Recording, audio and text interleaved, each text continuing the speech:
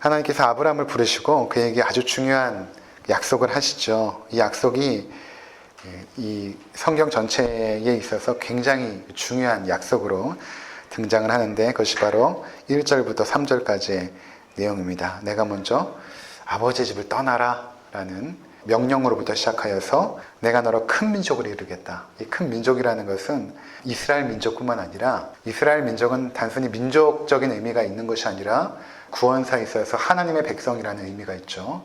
그래서 하나님의 백성을 이루겠다라는 것입니다. 그러니까 우리가 다 아브라함의 후손이거든요. 우리의 믿음의 조상이 아브라함이거든요.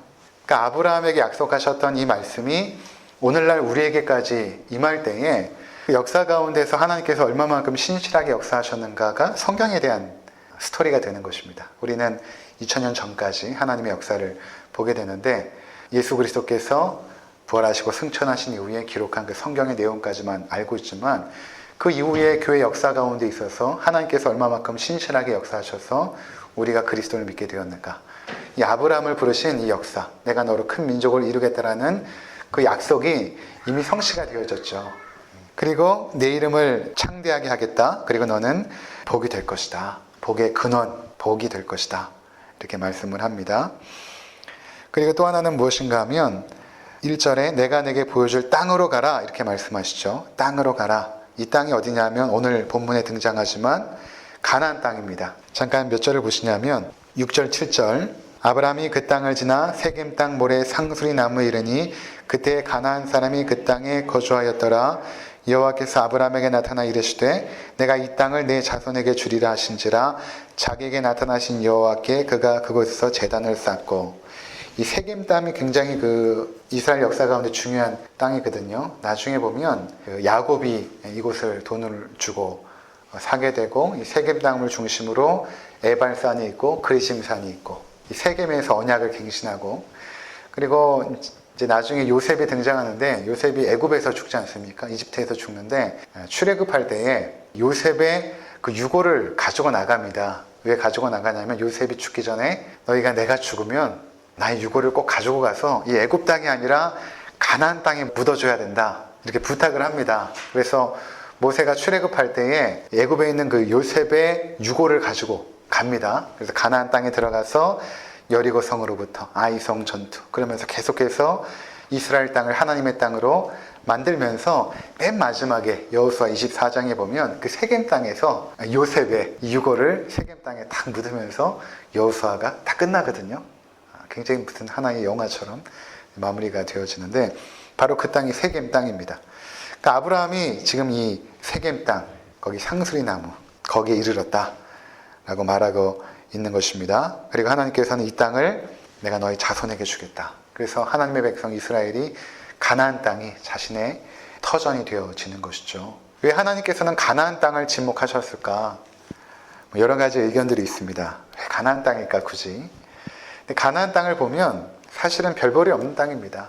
성지순례 해봐도 우리가 생각했던 것과는 전혀 달라요. 젖과 꿀이 흐르는 땅이라고 가서 보면 뭐 그렇지도 않습니다. 이 남반구는 거의 메말랐고, 북반구에 이제 올라가야 갈릴리 호수 근처 그 위쪽으로 조금 옥토고, 이 남쪽은 굉장히 메마른 그런 땅이었죠. 근데 하나님께서 왜 가나안 땅을 지목하셨을까? 이제 그 땅에서 하나님만을 의지하고 또 순종하라고. 그 땅의 특징이 무엇인가 하면 비가 오면 굉장히 좋은 땅이거든요. 그런데 비가 오지 않으면 그냥 사막과 같은 땅입니다. 그래서 하나님께서 그들에게 때를 따라서 비를 내려주심으로 그들을 먹게 하시고 그들이 생활할 수 있게끔, 그러니까 늘 하나님만을 의지하고 경배할 수밖에 없는 그러한 땅으로 그들을 보내신 것이고, 또한 지도를 딱 놓고 보면은 거기서부터 복음이 서쪽으로, 동쪽으로 또는 서쪽으로, 북쪽으로, 남쪽으로 증거되어서 이 온 열방이 복음화되기가 가장 적합한 곳이 바로 그곳입니다. 팔레스타인 땅이고, 또 하나는 무엇이냐 하면 열강에 쌓여 있어서 굉장히 작은 나라거든요. 이집트랑 붙어있는 아주 작은 가나안 땅인데 굉장히 작은 땅 아닙니까? 근데 그런 약한 것을 통해서, 약한 나라를 통하여서 하나님의 강함을 드러내는 그러한 땅으로 하나님께서 인도하신 것입니다.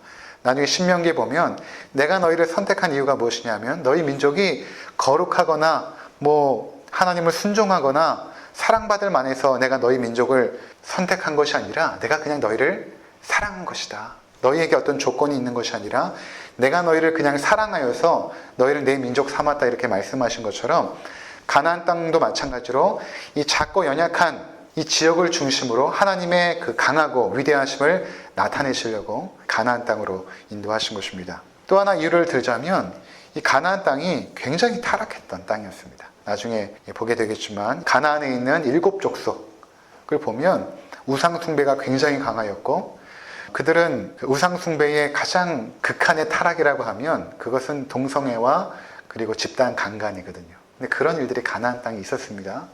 그리고 뿐만 아니라 아이들을 산채로 불에 던져 제사를 드리는 그런 인신제사가 굉장히 만연했던 땅, 그 땅이 어디였는가? 바로 가나안 땅이었던 것이죠. 그래서 하나님께서는 거룩한 이스라엘 민족을 그 땅에 심어 놓으시고 거기에는 죄악된 문화를 다 진멸하시고 그 땅 가운데 하나님의 나라를 시작하도록 가나안 땅을 주목하신 것입니다. 그래서 아브라함이 이제 그 땅에 간 것입니다. 하나님의 말씀에 따라서 그 땅에 간 것이죠. 지난 시간에 살펴본 것처럼 하나님은 목적지만 주었지 그 땅까지 가는 동안의 과정 가운데 어떻게 행해라, 어떠한 과정으로 그 땅을 가라 라는 말씀을 안 하시거든요. 히브리서 11장에 보면 갈 바를 알지 못하고 아브라함이 떠났다 이렇게 말씀하십니다.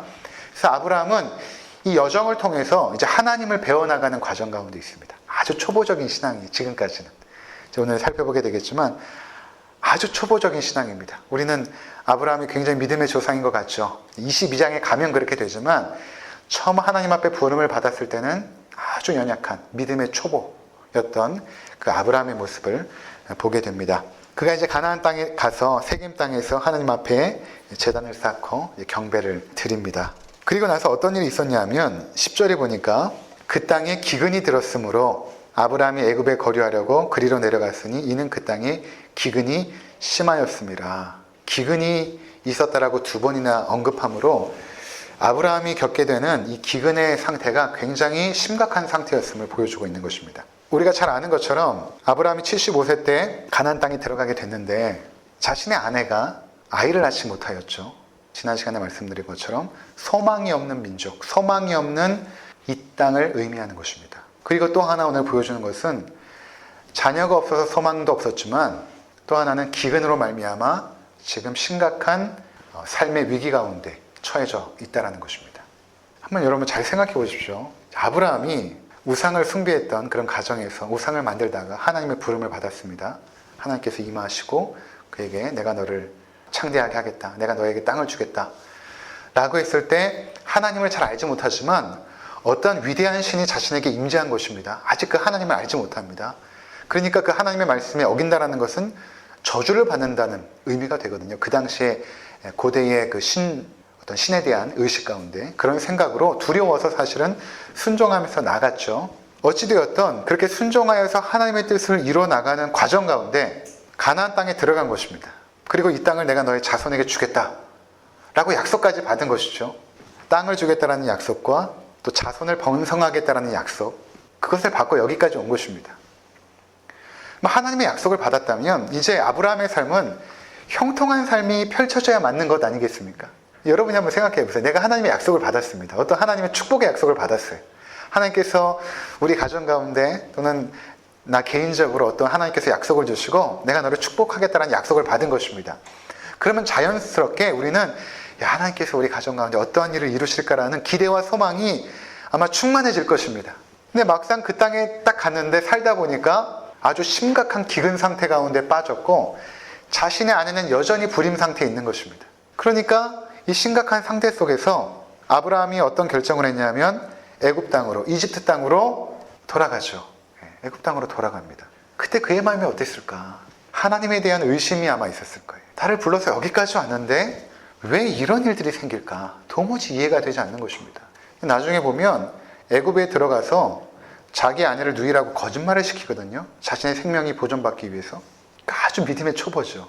여러분 우리가 언뜻 생각하면 예수 믿으면 뭔가 만사가 형통할 것 같습니다. 예수 믿고 만사 형통. 뭔가 다 잘 될 것 같아요. 그래서 전도할 때도 예수 믿으면 만사가 형통합니다. 자녀가 잘 되고 물질의 복도 받고 하시는 사업도 잘 될 것입니다. 근데 실제적으로 우리가 신앙생활을 해보면 그렇지 않다라는 것을 알게 될 것입니다. 그렇지가 않아요. 하나님의 뜻에 순종하여 나가는데 기근이 일어난 것입니다. 마가복음 4장을 한번 보고 오도록 하겠습니다. 마가복음 4장 읽도록 하겠습니다. 신약성경 59쪽 마가복음 4장 35절부터 함께 읽도록 하겠습니다. 그날 저물 때에 제자들에게 이르시되 우리가 저편으로 건너가자 하시니 그들이 무리를 떠나 예수를 배에 계신 그대로 모시고 가매 다른 배들도 함께 하더니 큰 광풍이 일어나며 물결이 배에 부딪혀 들어와 배에 가득하게 되었더라. 예수께서는 고물에서 베개를 베고 주무시더니 제자들이 깨우며 이르되 선생님이여 우리가 죽게 된 것을 돌보지 아니하시나이까 하니. 자, 여러분 잘 보시면 배경이 어떠냐 하면 그날 저물 때에 라고 말하죠. 그러니까 어둑어둑해지는 것입니다. 보통 저물면 배를 안 탑니다. 돌아가야죠, 집에. 배를 타고 있었던 사람들도 집에 돌아가는데 예수님께서는 해가 저물고 있는데 배를 타고 우리가 저쪽으로 건너가자 라고 말씀하십니다. 그래서 제자들은 배를 준비하여서 예수님을 배에 태우고, 그렇죠? 36절에 보니까 그들이 무리를 떠나 예수를 배에 계신 그대로 모시고 가매. 예수님을 배에 모시고 배를 타고 항해하여서 어둑어둑 깜깜해지는 그곳을 배를 타고 항해를 합니다. 그러면 예수님을 모시고 배가 목표 지점으로 가는 동안에 안전해야 되잖아요. 그렇죠? 배가 편안하고 안전해야 되잖아요. 근데 어떤 일이 생깁니까? 광풍이 불고 파도가 높아져서 나중에 제자들이 이렇게 말하죠. 선생님이여 우리가 죽게 된 것을 돌보지 아니하시나이까. 죽음의 위협 가운데 처해진 것입니다. 죽음의 공포, 죽음의 위협 가운데. 예수님께서 우리가 건너가자 하셨거든요. 예수님과 동행했단 말이에요. 그럼에도 불구하고 그들은 죽음의 공포 가운데 처하게 되죠. 어쩌면 예수님께서 이 상황을 이미 아시고 그리로 인도하신 것입니다. 이 위기 상황으로 제자들을 몰고 가신 것이죠. 어두운 밤에 배를 타고 아무것도 의지할 수 없는, 이 대부분이 뱃사람들이거든요. 베드로나 야곱이나 요한이나 평생 뱃일을 했던 사람들입니다. 그러니까 잔뼈가 굵은 거죠. 이 정도 파도나 풍랑 정도면 자신의 지혜나 경험으로 능히 이길 수 있다라고 판단했을 것입니다. 그리고 여러 가지 방법들을 다 동원해서 그 위기를 극복하려고 했지만 결국 실패한 것입니다. 그러니까 예수님께서 어떻게 인도하신 거냐면 너희의 지혜나 경험으로 도무지 극복할 수 없는 위기 상황으로 몰고 가신 것입니다. 예수님과 동행하는 길에도 삶의 위기는 닥칩니다. 삶의 고난과 어려움이 닥친다는 것입니다. 시편 23편 함께 보도록 하겠습니다. 시편 23편입니다. 여호와는 나의 목자시니 내게 부족함이 없으리로다. 그가 나를 푸른 풀밭에 누이시며 쉴만한 물가로 인도하신도다. 내 영혼을 소생시키시고 자기 이름을 위하여 의의 길로 인도하신도다. 내게 사망의 음침한 골짜기로 다닐지라도 해를 두려워하지 않을 것은 주께서 나와 함께 하심이라. 주의 지팡이와 막대기가 나를 안위하시나이다. 주께서 내 원수의 목전에서 내게 상을 차려주시고 기름을 내 머리에 부으셨으니 내 잔이 넘치나이다. 내 평생의 선하심과 인자하심이 반드시 나를 따르리니 내가 여호와의 집에 영원히 살리로다. 아멘.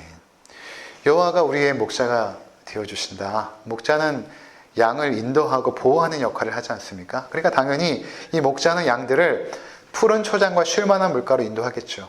그래서 푸른 풀밭에 누이시고, 그러니까 예수 그리스도께서 우리를 인도하실 때 푸른 풀밭으로 쉴만한 물가로 인도하십니다. 그런데 4절에 보니까 내가 사망의 음침한 골짜기로 다닐지라도, 그러니까 목자가 지금 양들을 어디로 인도했냐 하면 사망의 음침한 골짜기로 인도했다라는 것입니다. 예수님께서 그의 제자들을 위기 가운데로 몰아간 것처럼 목자 되신 여호와께서 우리를 푸른 풀밭과 쉴만한 물가로도 인도하시지만 때로는 사망의 음침한 골짜기로도 우리를 인도하신다는 것입니다. 여러분, 예수 믿고 만사형통은 아닙니다. 예수를 믿어도 심각한 질병에 걸릴 수도 있고 뜻하지 않는 삶의 위기를 만날 수도 있습니다. 그러니까 아브라함이 하나님의 뜻에 순종하여 가나안 땅까지 가는데 아주 심각한 기근 상태에 놓여진 것처럼 우리도 마찬가지로 하나님의 뜻에 순종하여 나가는데 그런 일들이 있다는 것입니다. 바울이 아시아로 복음을 증거하러 가고 있었는데 꿈의 환상 가운데 마게도냐에서 한 사람이 손짓으로 와서 우리를 도우라 라는 환상을 보게 됩니다. 그러니까 성령의 인도하심 가운데 바울이 확신하죠. 아, 우리가 지금 마게도냐 땅으로 가야 되는구나. 성령께서 그분의 뜻을 이렇게 확실하게 보여줬으니까. 그래서 아시아로 가려고 했던 길을 돌이켜서 마게도냐 땅으로 딱 들어갔는데 첫 번째 만난 도시가 어디냐면 빌립보 성입니다. 근데 빌립보 성에서 복음을 증거하다가 결국에는 감옥에 갇히고 맙니다. 아니, 분명히 하나님의 뜻을 보았거든요. 그러면 빌립보 땅에 들어가서 놀랍게 복음의 증거가 펼쳐져야 되는데 덜컥 감옥에 갇힌 것입니다. 이것을 우리가 어떻게 이해할 수 있겠습니까? 하나님의 뜻은 우리 삶 가운데 위기가 없는 삶을 약속하지 않았습니다. 고난이 없는 삶을 약속하신 적은 없습니다. 근데 중요한 것은 무엇인가 하면 창세기 39장을 한번 보시기 바랍니다. 1절부터 3절입니다. 요셉이 이끌려 애굽에 내려가매 바로의 신하 친위대장 애굽 사람 보디발이 그를 그리로 데려간 이스마엘 사람의 손에서 요셉을 산이라.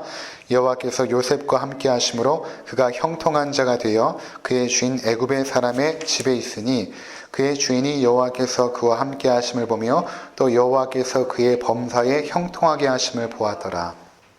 형통하게 하셨다 하나님께서 두 번이나 언급이 되어지는데, 지금 여러분 생각해 보세요. 요셉은 아버지의 사랑을 독차지했던 그런 어떤 인물 아니었습니까? 야곱의 그 사랑을 받고 가정에서도 색동옷을 지어서 그 요셉에게만 입히고 야곱이 특별히 사랑을 받았던 그 요셉, 그가 형제들에게 팔려서 지금 애굽의 노예 신분이 되어진 것입니다. 그럼 누가 이것을 형통하다라고 말할 수 있겠습니까? 아버지의 집에서 사랑받던 요셉이 형들에게 팔려서 그것만으로도 고통스러운데 애굽 땅에서 그것도 보디발의 시종으로 노예가 된 것입니다. 근데 성경은 뭐라고 말하냐면 요셉은 형통한 자가 되었다. 그래서 어떻게 여러분 이해하시겠습니까? 성경에서는 우리 삶의 어떠한 조건들이나 환경들이 내가 기대하고 소망한 대로 되어지는 것을 형통이라고 말하지 않습니다. 성경이 말하는 형통의 개념은 무엇인가 하면 여호와께서 함께 하셨다. 이것이 형통입니다. 상황이나 조건에 형통이 근거하고 있는 것이 아니라 그 상황이 어떠할지라도 그 상황 속에서 여호와 하나님께서 함께 하시는가, 나와 함께 하시는가, 그것이 형통함이냐 아니면 불통함이냐, 이것을 결정짓는 것입니다. 그래서 2절에 보니까 여호와께서 요셉과 함께 하심으로 그가 형통한 자가 되었다. 여호와께서 그와 함께 하셨다라는 것입니다. 결국 이러한 요셉의 상황 속에서, 이 속에서 요셉이 성실하고 부지런히 일해서 가정의 총무가 되어지지 않습니까? 요셉을 통해서 하나님께서 보디발의 가족을 축복을 하십니다. 나중에 요셉이 보디발의 아내를 유혹했다라는 누명을 쓰고 감옥에 갇히고 또 거기서 왕의 꿈을 해몽하여서 결국에는 또 옥에서 풀려나고, 그리고 마침내는 요셉이 우리가 잘 아는 것처럼 애굽, 이집트의 총리가 되지 않습니까? 근데 그 모든 과정 가운데 하나님께서 이 과정이 필요했다라고 판단하신 것입니다. 그러니까 하나님의 섭리가 있었던 것이죠.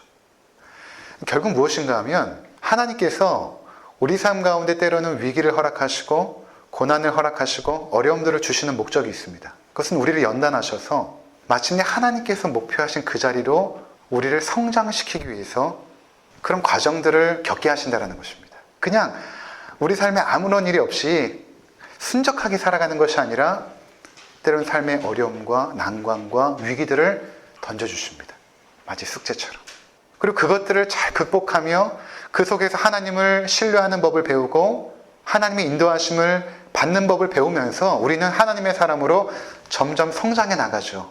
그래서 시편 23편에 보면 내가 사망의 음침한 골짜기를 거닐지라도 해를 두려워하지 않을 것은 주께서 나와 함께 하심이라, 이렇게 말씀하십니다. 그것이 형통함인 것입니다. 사망의 음침한 골짜기를 가고 있는데 양들이 잘못 삐걱하면은 그냥 낭떠러지에 굴르게 되는데, 그 속에서 이 양들은 무엇을 배우냐 하면 철저하게 목자만을 의존하는 법을 배웁니다. 양들이 고집이 세거든요. 그러니까 때로는 목자가 발만 조금 잘못 디뎌도 떨어질 수밖에 없는 좁은 길로 인도하면서 목자만을 철저하게 신뢰하게 만드는 것입니다. 그리고 또 하나는 그 사망의 깊은 골짜기로 가야 이 양들이 먹고 그 면역력이 강화되는 아주 좋은 식물이 있습니다. 그러니까 그것으로 일부러 목자가 인도하는 것입니다. 그곳에서 영적인 건강을 성도들에게 체험받게 하시는 것입니다. 그래서 하나님은 우리 가운데 그냥 만사형통을 허락하시는 것이 아니라 오히려 우리를 성장하고 성숙하게 만드십니다. 그런 재미있는 예화가 있더라고요. 비행기를 이렇게 타고 가는 조종사가 갑자기 계기판이 이상해진 것입니다. 봤더니 이 비행기에 쥐가 몇 마리 들어와가지고 이 중요한 전선들을 갉아먹고 있는 거예요. 까딱하면 비행기가 추락할 수밖에 없는 위기 상황 가운데 처해진 것입니다. 그래서 이 조종사가 어떻게 할까 지혜를 짜내는데 어떻게 했냐면 이 비행기를 타고 착륙하는 것이 아니라 더 높이 올라간 것입니다. 더 높이 올라갔더니 기압의 차이 때문에 그 안에 있었던 쥐들이 다 죽어버린 것이죠. 무슨 말씀인가 하면 하나님께서 우리의 수준을 높이시길 원하십니다. 우리 가운데 그냥 좋은 것들을 막 주시는 것이 아니라 우리의 영적인 수준, 우리가 사랑하는 수준, 우리가 용서하는 수준, 우리가 인내하는 수준을 하나님께서는 키우시길 원하십니다. 그게 성장이거든요. 그렇게 성장하고 성숙되어지면 삶이 두렵지가 않아요. 성장하면. 그렇습니다. 근데 성장하지 않고 성숙하지 않으면 늘 두려운 것이죠. 왜냐하면 내가 감당할 능력이 없거든요. 근데 하나님은 그런 위기 상황 속에서 함께 하시는 그 과정을 통하여 하나님의 살아계심을 보여주시고 또 그 과정 속에서 하나님을 의지하는 법을 배우게 하시고 그 속에서 우리를 성장시켜 주심으로 그 다음부터는 인생이 두렵지가 않습니다. 하나님을 의지하는 것이 삶의 가장 큰 형통함이구나. 하나님과 동행하는 길이 형통함의 비결이구나. 나의 삶에 내가 기대하고 소망하는 것들이 이루어지는 것이 아니라 하나님과 동행하는 것이 가장 큰 축복이구나를 깨닫게 하시는 길로 우리를 인도하시는 것입니다. 그래서 여러분 지금까지 여러분의 삶의 뒤안길을 쭉 돌이켜보면 그런 과정 가운데 우리를 두신 것입니다. 그때 왜 나를 이렇게 힘들게 하셨지 하나님께서? 그때 왜 나에게 이렇게 어려움을 허락하셨을까? 생각해보면 그 일을 통해서 내가 겸손해지고 내가 성장하고 내가 성숙해지고 하나님을 더욱더 신뢰하게 되고 의지하게 되고 그런 과정으로 인도하신 것입니다. 그래서 아브라함이 그 땅에 가서 기근을 만났을 때 그는 하나님을 아직 모르니까 실망하고 좌절하고 결국 이집트 땅에 애굽 땅에 들어가서 거기서 또 자기 아내를 누이라고 거짓말을 하고 그런 사람이 아브라함이거든. 근데 그런 아브라함이 나중에 창세기 22장에 가면 내 아들을 번제로 드리라 라는 그 하나님의 한마디에 그 다음날 아침에 일찍 일어나서 자신의 아들을 번제로 드리러 모리아 땅으로 가는 믿음의 사람으로 변화가 되어집니다. 근데 이 믿음의 변화가 그냥 갑자기 믿음의 사람이 된 것이 아니라 75세 가나안 땅에 가서 100세 때 아들을 얻는 25년 동안의 연단의 과정 속에서 형성된 믿음이었던 것입니다. 하나님께서 그의 믿음의 연단 과정 가운데서 아브라함을 그렇게 성장하고 성숙시켜 주신 것이죠. 그러니까 우리도 똑같습니다. 하나님께서 너희가 안주하고 있었던 이 땅을 떠나라. 그래서 하나님의 명령에 따라서 믿음의 길로 걸어가고 있지 않습니까? 근데 덜컥덜컥 뜻하지 않는 아픔과 어려움들이 생기죠. 왜 이런 어려움이 생길까? 하나님이 나를 사랑하시지 않는가? 나의 기도를 응답하시지 않는가? 다른 사람은 저렇게 그냥 아무 어려움이 없는데 왜 우리 가정은 이렇게 유독 어려움들이 있을까? 여러분 끊이지 않습니다. 앞으로 우리 삶 가운데 재정적인 문제들, 건강의 문제들, 자녀의 문제들 끊이지 않을 거예요. 계속 될 것입니다. 그런데 하나님은 그 속에서 우리를 훈련하시고 연단하시고 믿음을 성장시켜 주셔서 그 속에서 하나님을 신뢰함으로 오히려 그 모든 것들을 감사함으로 누리는 그러한 은혜의 비결들을 계속해서 깨닫게 하시는 것입니다. 나이가 점점 들수록 하나님을 더욱더 경험하게 되면서 삶이 두려워지지가 않는 거예요. 내 앞에 어려움이 와라. 능히 나는 감당할 수 있다. 라는 그 자신감이 생기거든요. 예수 믿고 만사형통하면 얼마나 좋겠습니까? 그런 찬양도 있지만 한국 찬송이 잘못 번역한 거예요. 원래는 이 창세기 39장의 말씀처럼 여호와께서 함께 하신다. 그래서 우리가 형통하다라는 의미인데 무슨 일을 만나든지 만사형통하리라 이렇게 이제 번역을 해서 한국 사람들이 가장 좋아하는 찬양 중에 하나인데 나의 갈 길 다 가도록 찬양 아닙니까? 무슨 일을 만나든지 만사형통하리라. 그럼 내 삶은 만사형통하지 않은데 하나님이 나를 사랑하시지 않는가? 그것이 아닙니다. 주님과 함께하는 제자들의 삶에도 위기는 있었고 하나님이 사랑했던 요셉의 삶에도 위기는 있었고 하나님의 뜻에 따라서 부름받았던 아브라함에게도 위기는 찾아옵니다. 이 위기라는 단어가 한자로 풀어보면 위험할 위자에 기회 기자거든요. 하나님이 이것을 기회로 삼으셔서 하나님의 사람으로 바꿔가십니다. 자, 다시 한번 우리 마가복음 4장으로 돌아가서 결론을 맺도록 하겠습니다. 예수께서 깨어 바람을 꾸짖으시며 바다더러 이르시되 잠잠하라 고요하라 하시니 바람이 그치고 아주 잔잔하여지더라. 이에 제자들에게 이르시되 어찌하여 이렇게 무서워하느냐 너희가 어찌 믿음이 없느냐 하시니 그들이 심히 두려워하여 서로 말하되 그가 누구이기에 바람과 바다도 순종하는가 하였더라. 자, 예수님께서 자연을 통제하시는 하나님의 아들이심을 보여주시는 사건입니다. 예수님께서 제자들에게 뭐라고 말씀하시냐면 어찌하여 이렇게 무서워하느냐, 그렇죠? 어찌하여 이렇게 무서워하느냐, 어찌 믿음이 없느냐. 여러분, 삶의 두려움과 염려나 이런 것들은요, 믿음이 없어서 그렇거든요. 믿음이 없으면 두렵습니다. 믿음이 없으면 염려가 생겨요. 걱정됩니다. 계속 걱정이 돼요. 이게 믿음이에요. 산상수훈에서도 믿음이 적은 자들아 이렇게 말씀하시거든요. 너희가 무엇을 먹을까 무엇을 마실까 염려하지 말라 라고 말씀하시면서 하늘의 새도 먹이시고 들에 저 들풀도 입히시는 여호와께서 너희를 먹이시고 입히시는데 믿음이 적은 자들아 이렇게 책망하시거든요. 그러니까 염려라는 것은 결국에는 믿음의 문제입니다. 믿음이 없으니까 두려운 거예요. 삶이 자꾸만. 이 믿음이 무엇인가 하면 지금 배에 예수님께서 함께 계시잖아요.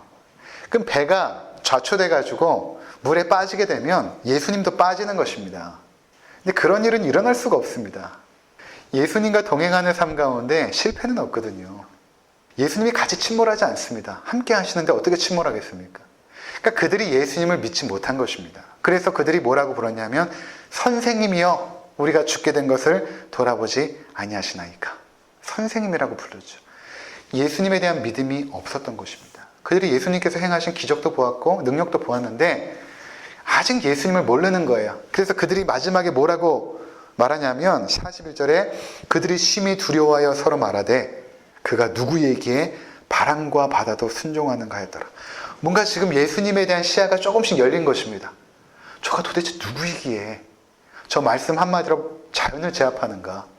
나중에는 이렇게 두려웠던 제자들이 죽음을 불사하고 복음을 증거하지 않습니까? 순교자의 삶을 삽니다. 세상에 그 어떤 것들도 두려워하지 않는 제자들이 되어지죠.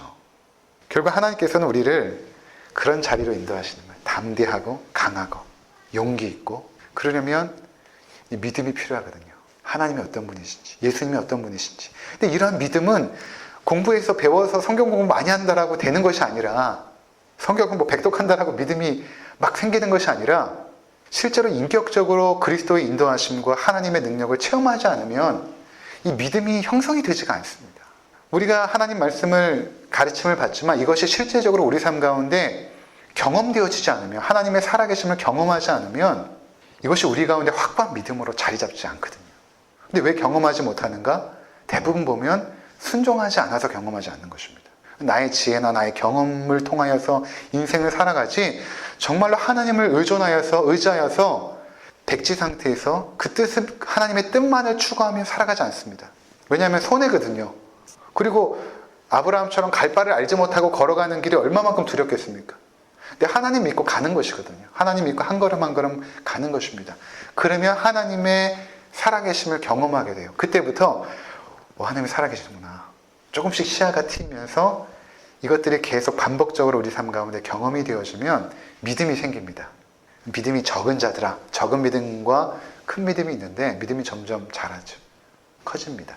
그렇게 되면 아브라함같이 창세기 22장의 아브라함같이 아들을 바쳐라 그랬는데 바치는 거예요. 가능하겠습니까, 여러분? 근데 아브라함 하나님 믿었어요. 나중에 히브리서에 보니까 하나님이 능히 저를 살리실 줄 믿었더라. 하나님이 아들을 주시겠다는 약속을 하나님이 바꾸실까? 자신이 25년 동안 경험한 하나님은 결코 그렇지 않다. 그것을 어떻게 알았겠습니까? 하나님을 경험했으니까 알죠. 그러니까 22장에 창세기 22장에 아들을 데리고 그곳으로 올라가서 내가 죽여도 하나님 살리실 거야. 히브리서 11장의 말씀처럼 그 믿음 속에서 아브라함이 순종했던 것입니다. 바라기는 이곳에 모인 우리 모든 성도님들 우리 삶 가운데 하나님의 인도하심과 역사하심이 계속 되어질 것입니다. 하나님 우리 가운데 모든 것들이 편안하고 잘 되는 것을 그런 어떤 형통함의 길을 열어놓으신 것이 아니라 오히려 우리를 성장시키시고 성숙하게 하시고 강하고 담대하게 하셔서 그 어떤 것도 두려워하지 아니하고 염려하지 아니하고 걱정하지 아니하는 믿음의 사람들로 키우기를 원하십니다. 여러분이 그렇게 하나님의 믿음의 사람이 되어지면 인생이 굉장히 스케일이 커집니다. 그런 담대한 믿음의 사람들이 되시기를 주의 이름으로 축원을 드립니다. 기도하겠습니다.